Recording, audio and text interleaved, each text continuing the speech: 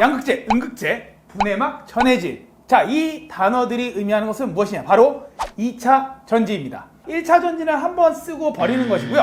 2차 전지는 계속 우리가 쓸 수 있는 것들인데요. 바로 이 2차 전지라는 핫한 키워드로 많은 기업들이 엄청나게 뜨고 있습니다. 누구를 따라서? 테슬라를 따라서 말이죠. 자, 그러면 오늘 저와 함께 2차 전지에 대해서 한번 알아보면서 과연 2차 전지의 기업들을 볼 때 어떤 기술을 핵심적으로 봐야 되는지를 지금부터 이야기를 해보도록 하겠습니다.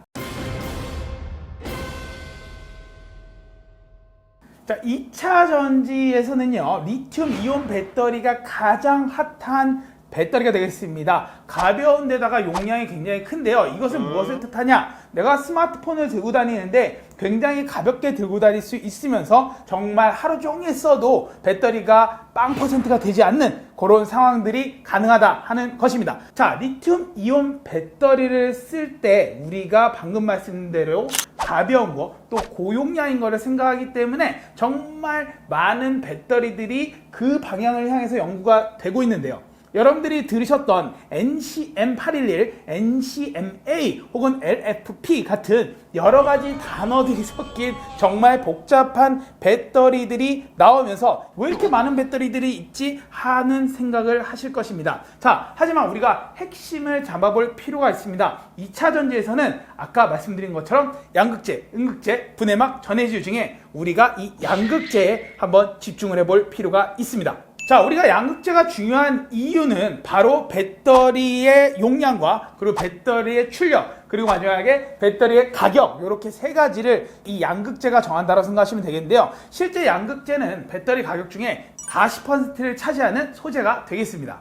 이 양극재에 기반을 해서 많은 배터리의 이름이 정해지게 되겠는데요. 여러 배터리들을 보시면서 다소 복잡할 거란 생각에 제가 한번 정리를 해보았습니다. 모든 배터리의 시작은 바로 LCO부터 시작을 하게 됩니다.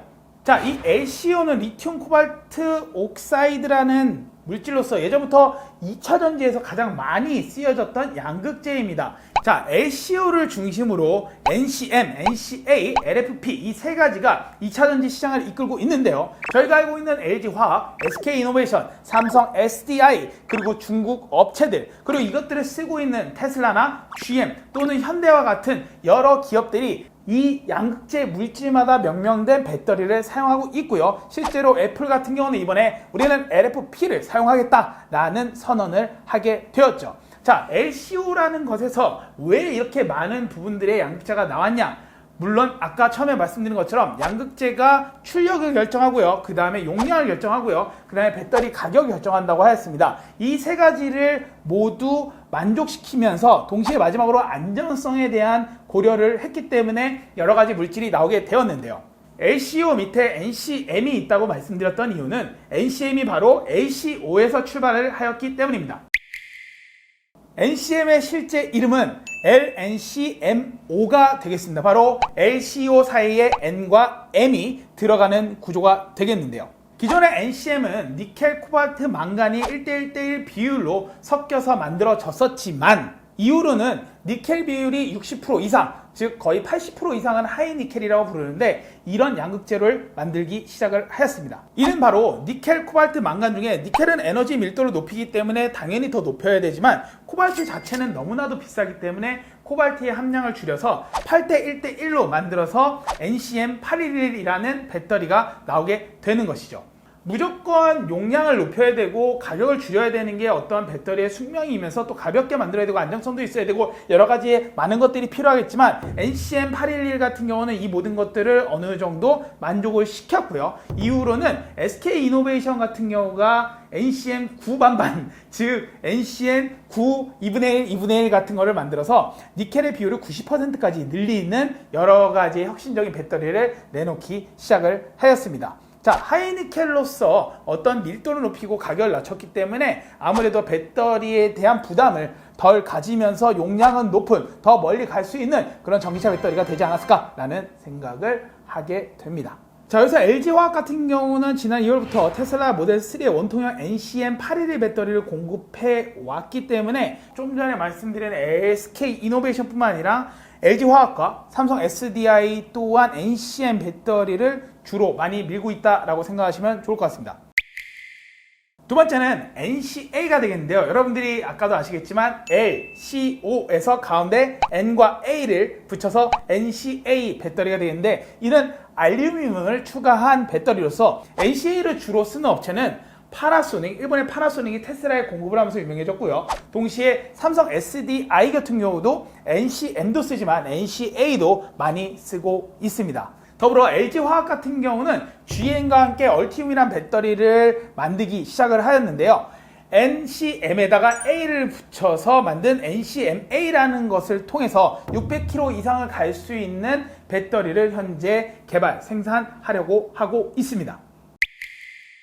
자, 마지막은 LFP입니다. LFP는 LCO에서 코발트 대신 인산 철이 들어간 양극재 배터리가 되겠습니다. 현재 LFP 같은 경우는 CLTL이라는 중국 배터리 업체, 굉장히 잘 나간다고 하는 그 업체에서 사용하고 있는데요. 이유는 LFP가 굉장히 저렴하게 만들 수 있고요. 또한 안전성 확보가 쉬워서 굉장히 기술적인 고난이도가 필요가 없는 제품이 되겠습니다.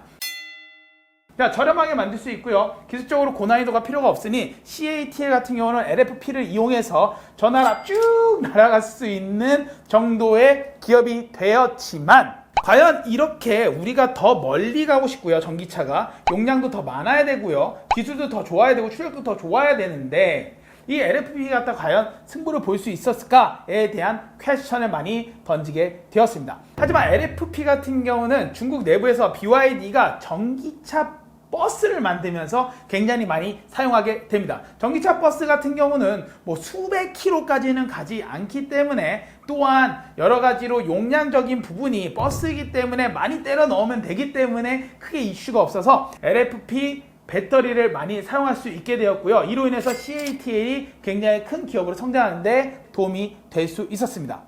그래서 LFP가 굉장히 용량은 작지만 테슬라나 애플조차도 LFP를 쓰겠다라고 선언을 하게 됩니다. 왜냐하면 용량 자체가 기존에는 이슈가 있었는데요. 현재 테슬라에서는 모든 배터리가 셀, 모듈, 팩으로 만들어지는데 이 모듈을 드러내고 셀 투 팩으로 만들겠다라고 선언을 하면서 결국은 모듈이 있어야 될 공간에 더 많은 셀, 배터리를 끼워 넣어서 용량을 늘리면 되지 않겠냐라는 의견을 내비치면서 LFP가 반드시 배터리로 쓰일 수 있다, 그리고 용량을 책임질 수 있다라는 이야기를 하게 됩니다.